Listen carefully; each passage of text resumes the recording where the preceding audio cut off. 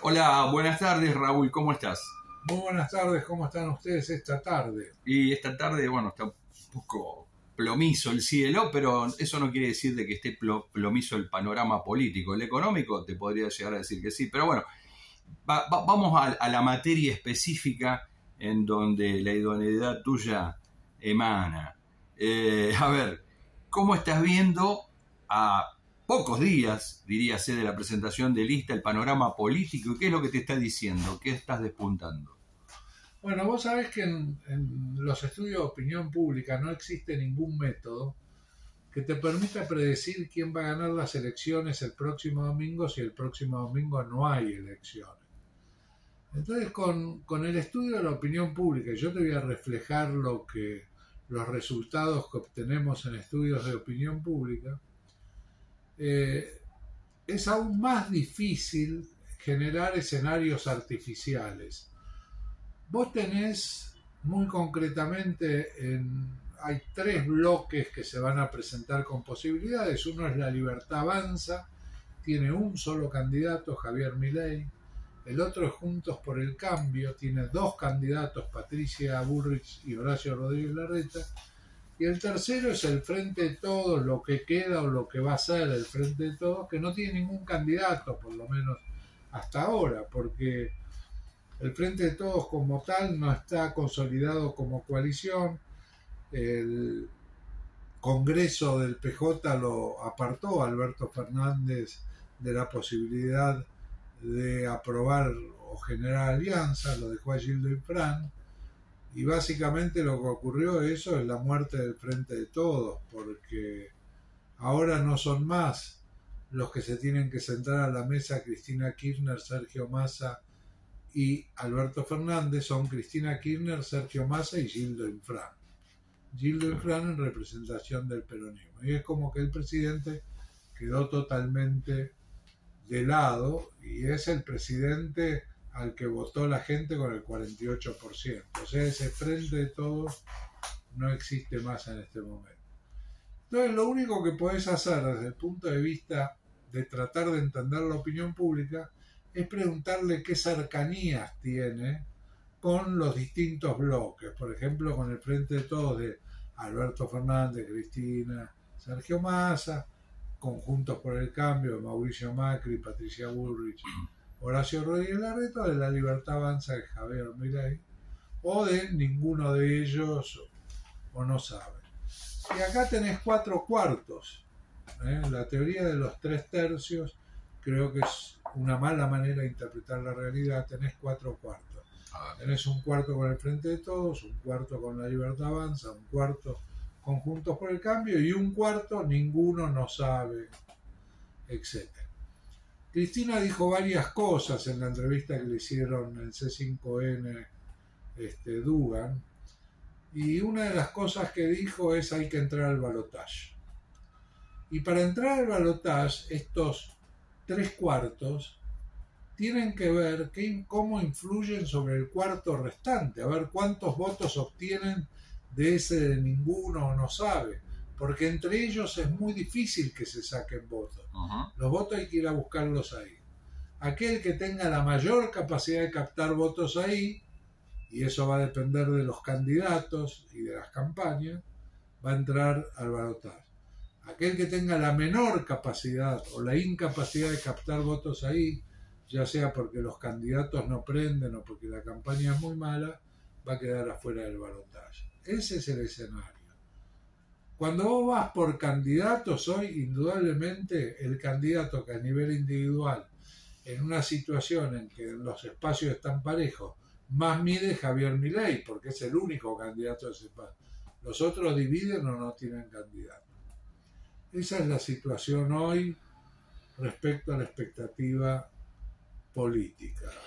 Cuando decís eso y ves que este cuarto, es decir, ese 25% que está en disputa, sí, por parte de los otros 3/4, ¿vos qué crees? ¿Que eso se va a orientar más en función de de una forma, de una cosmovisión de país? Porque el Frente de Todos, hasta ahora, lo que dijo Cristina, hay que juntarse y elaborarlo. Juntos por el Cambio anticipó que es más de lo mismo, pero un poco más profundizado. El caso de Milei es una renovación o una innovación menemística respecto de las medidas que lanza. Entonces, ¿dónde ves vos el humor de la población hoy ubicado y qué es lo que anhela? Según tus últimos estudios, tus últimas mediciones, ¿hacia dónde se podrían orientar? Bueno, indudablemente cuando fueron las elecciones en el 2019, que Alberto Fernández saca 48%, Javier Milei tenía 0. Claro. No existía Javier Milei. Hoy Javier Milei comparte el podio.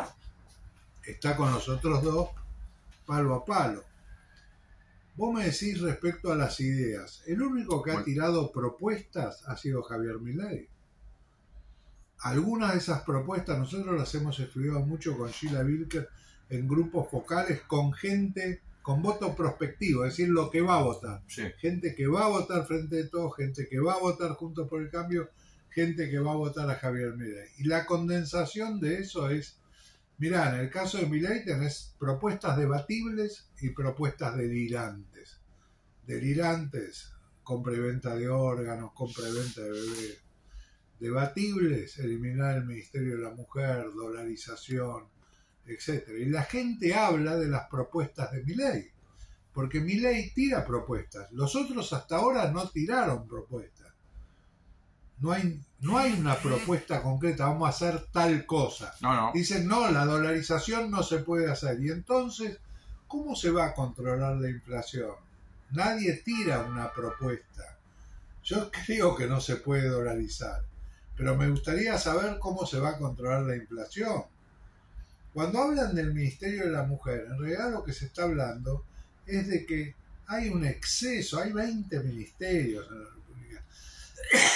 Es un exceso y la gente, increíblemente, la propuesta que más aceptación tiene es la de la eliminación del Ministerio de la Mujer y del INADI.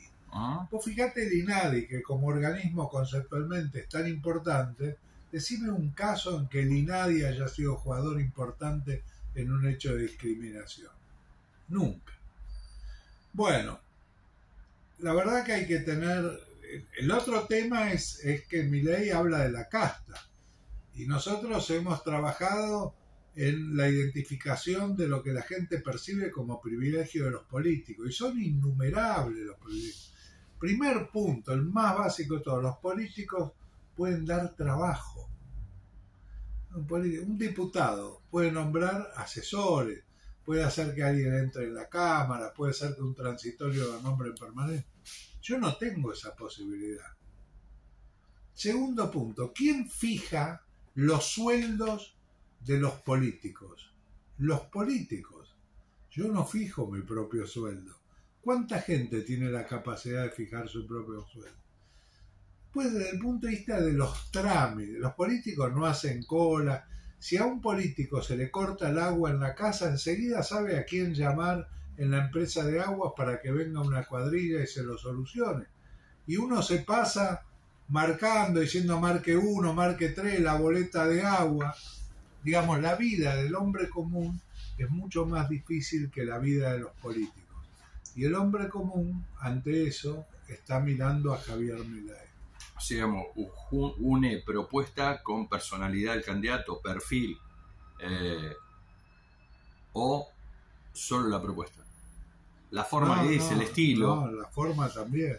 Yo no sé si Milei, yo no lo conozco personalmente, pero no sé si Milei es personalmente así como aparece en los medios. Me cuesta creer que sea así. Un poco más aplacado. Yo te digo que mi experiencia dentro del Congreso es verlo caminar con cierta tranquilidad. En algunas sesiones ha tenido esas irrupciones, sí, cuasi ahí está actuando públicamente. Claro, de terremoto, donde dice, bueno, ese es un personaje. Ustedes son la casta. Ahora, sí, claro. en términos de candidatura, yo no creo que tenga autoridad moral para hablar de trabajo, porque no le vi presentar un proyecto, porque él dice que no habla con nadie. En diputados es un ámbito donde el consenso es necesario para poder acompañar una ley y que la voten o que le den un dictamen favorable en una comisión y por lo tanto después convertirlo en ley, que tendrá que también salir de diputado e ir a senadores. Pero también hay un tema que me parece que Milei la está pifiando. Es decir, él no está con la casta, pero cobra el Estado. Y lo que regala es la plata que le da el Estado en concepto de diputado. Como diputado no presentó proyecto, no va a algunas comisiones y ha faltado también en el recinto. Por lo tanto, hacer, digamos, beneficencia con dinero ajeno es fácil y enojarse con los que le pagan parece que también. Bien, el hecho es que Milei está en el poder. Claro. El hecho es me preguntaron el otro día una empresa inversora de Estados Unidos respecto a las posibilidades, pero ¿existe alguna posibilidad de que Milei sea presidente? Y sí, existe una posibilidad de que Milei sea presidente. Existe. Bueno, vamos a ver cómo llegamos a las elecciones. El Frente de Todos tiene que definir todo. Hay una puja muy grande, Axel a la nación, Axel a la provincia. Yo creo que un poco forma parte de poner en valor a Axel, digamos. Todo el mundo pide que vaya a la nación, todo el mundo de su sector, mientras sí, él está haciendo campaña en la provincia. A lo mejor es una estrategia para ponerse en valor e ir a la nación con más unanimidad que la que habría hasta el momento. Por otro lado, Daniel Scioli quiere ser candidato, Agustín Rossi quiere ser candidato, Claudio Lozano y Juan Grabois quieren ser candidatos. Sergio Massa daría la impresión que quiere ser candidato si es el candidato de síntesis y de consenso del espacio, si no, no. Ayer corrió la versión de que el próximo Congreso del Frente Renovador nominaría a Gustavo Sáenz, el gobernador electo en Salta, para ser candidato a presidente. Claro. Bueno, la situación es de profunda incertidumbre. Te tiro algo vinculado con esto último que decís. Salió esta mañana Nicolás Kreplak a decir de que Kicillof no es un hombre para ser pensado, digamos, en un proyecto tan general o global o amplio como lo es el kirchnerismo, solo en términos regionales o provinciales. Esto es lo que dejó picando hoy a la mañana, por lo cual, digamos, me parece que es bastante claro lo que decís. ¿Y cómo va a pegar? ¿Cómo crees que va a repercutir eso hacia adentro del frente de todos? No, bueno,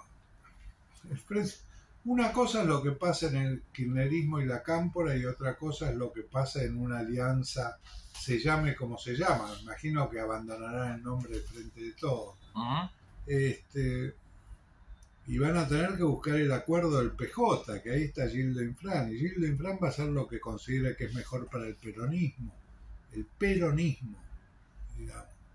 Ni la cámpora, ni el kirchnerismo, ni el albertismo, ni el masismo. Va a pensar en el peronismo. Entonces hay que ver qué sale de ahí. Por otro lado, el jueves primero es posible que la Corte se expida definitivamente sobre el caso San Juan, Tucumán y por el caso Formosa. También veremos qué pasa ahí. La semana siguiente o la otra, depende con qué celeridad la armen, va a ser la reunión de gobernadores en el CFI, el Consejo Federal de Inversiones. Y ese va a ser el primer puntapié de los gobernadores donde van a conocer su posición después de haber impulsado y conseguido que Gildo sea el presidente del Congreso del PJ. Sobre ese tema que Gildo haya sido presidente del PJ, pero también, digamos, el negociador en este caso, o el representante del peronismo, ¿qué lectura te merece eso? Por lo menos es un indicio bastante serio, importante y grave, no digo por la gravedad, sino por lo pesado, ¿no? De haber apartado Bueno, pero es el único que le da garantías a todos, por lo que te acabo de decir. Sí. Va a defender los intereses del peronismo, no los intereses de nadie en particular. Y aparte, Gildo Infran es un hombre que puede convocar a todo el peronismo que quedó afuera del peronismo, a Guillermo Moreno. Ya Guillermo Moreno hizo declaraciones de satisfacción por el nombramiento de Gildo, pero hay un sector del peronismo, Schiaretti, Juan Manuel Urtubey, Rodríguez Sá, Graciela Camaño, Anque Perotti, digamos, al que Gildo Infran puede convocar. Vamos a ver si logra unificar el peronismo. El peronismo, cuando estuvo unido le fue bien, cuando no estuvo unido le fue mal, y en este momento está ante una situación muy difícil, digamos. Está culminando un gobierno que deja al país con un porcentaje muy alto de pobreza, con un porcentaje muy alto de inflación y mucha informalidad, mucha economía informal. Así que vemos cómo procesa la gente, los electores, estas variables. Nunca se dio el caso que un gobierno con 50 o más de inflación sea reelecto. Veremos esta situación, qué es lo que pasa y a quién hacen responsable de la situación en que vivimos. Final abierto. Yo creo que en este momento es totalmente abierto, hay que esperar que se alineen las fuerzas, hay que ver en Juntos por el Cambio si prevalece Patricia Bullrich o Horacio Rodríguez Larreta, porque eso significa generales totalmente diferentes, tanto para ellos como para quien los tiene que enfrentar, y en función de eso, cuando se establezcan quiénes van a jugar en la general, ver qué posibilidades hay que el tema se resuelva en primera vuelta o si es inevitable el balotaje.